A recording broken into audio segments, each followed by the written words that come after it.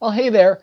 I want to share a story with you today, and it comes from one of my devotionals, Live in Grace, Walk in Love. Bob Goff, very famous pastor, author, speaker. He tells an incredible story. This is really an incredible story. He read a story once about a young girl diagnosed with a rare disease.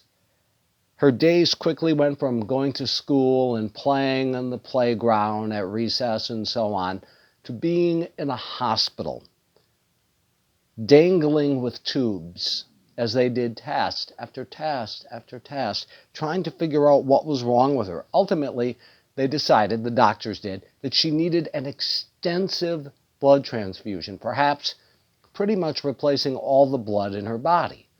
Now, you need to find a donor to get that kind of blood. The doctors, after running all those tests, discovered that finding a matching donor, this took more than just the blood type. That was not going to be enough. It had to be a more specific match because of the extensive nature of this blood transfusion. So they tested the parents. The parents were not matches. Now, they couldn't find any other match. The girl's younger brother was a match, but the parents held that information back from them until there was absolutely no other course of action. And then they decided, all right, we need to tell him what's going on here. But they didn't directly come out and ask him. That would put too much pressure on him. But he could read between the lines. So one night at bedtime, they pose this to him. Again, they don't directly ask him, but he kind of figures it out. And then he says, "Can I have the night to think about it?" Okay. A little boy wants to sleep on this. So the next morning, he tells his parents he'll do it. He'll go ahead with the procedure. And soon he was sharing a hospital room with his sister, the beds, side by side, with tubes running back and forth for this extensive transfusion. Just as the procedure was about to begin, the little boy waved the doctor over right before this massive transfusion was to begin. "Yes," the doctor said. The boy then asked him something which has just left me shaken, pondering, wondering since I read it this morning. The boy asks, "How soon will it be before I die?" Oh my gosh. This little boy thought he volunteered his life to save his sister. He didn't understand. Somehow, somewhere, in the way his parents presented it to him, he got the misimpression that he was giving up his life for his sister. And he said, "Yes." And I want you to consider something else. He said, "Yes, I'm sure, or I would think, assuming that his parents put a higher premium on his sister than him. That they had to pick or choose one. Well, we pick her. Would you die so she can live?" Oh my gosh. I hope they straightened that out as soon as they possibly could when he figured out he didn't have to die for this, or was told that. But I want you to really let that sink in.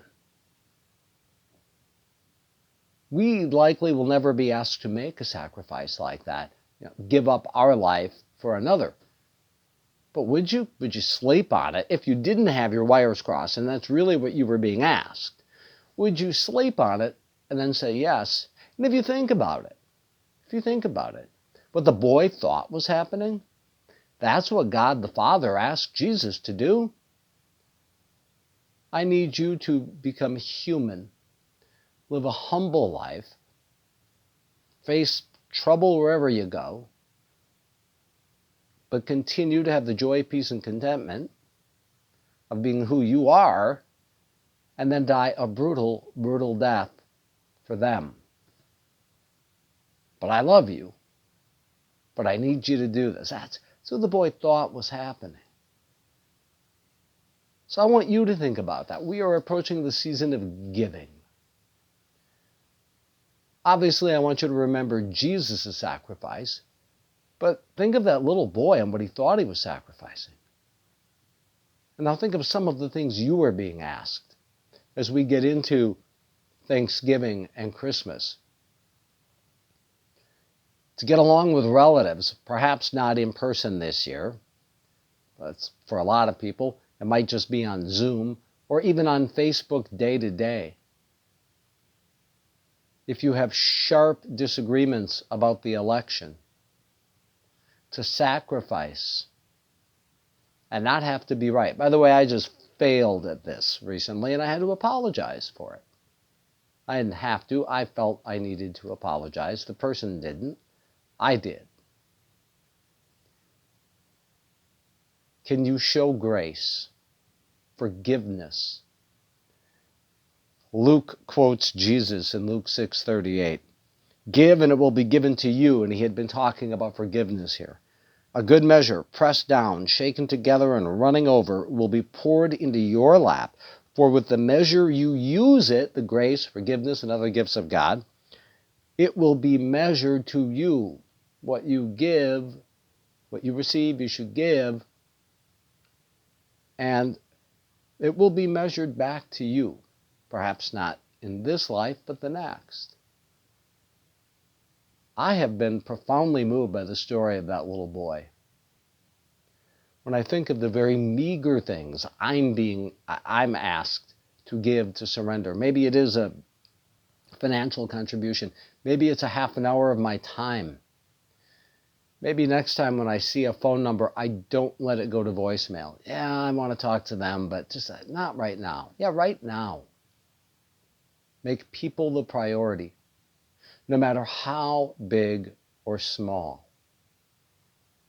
And it wasn't even a small request the boy was actually asked to do. It was a big procedure, but it wasn't as big as he thought.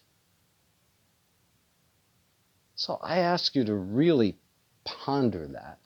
Ponder Jesus' words. Ponder what Jesus came to do. Ponder that a little boy unwittingly was willing to emulate that.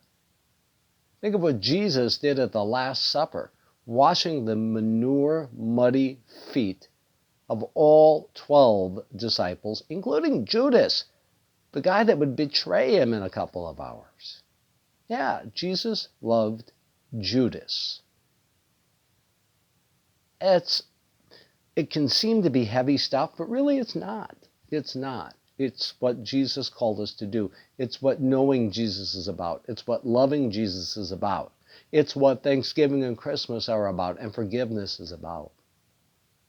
What a lesson we can learn, not only from Jesus, but an amazing little boy. God bless.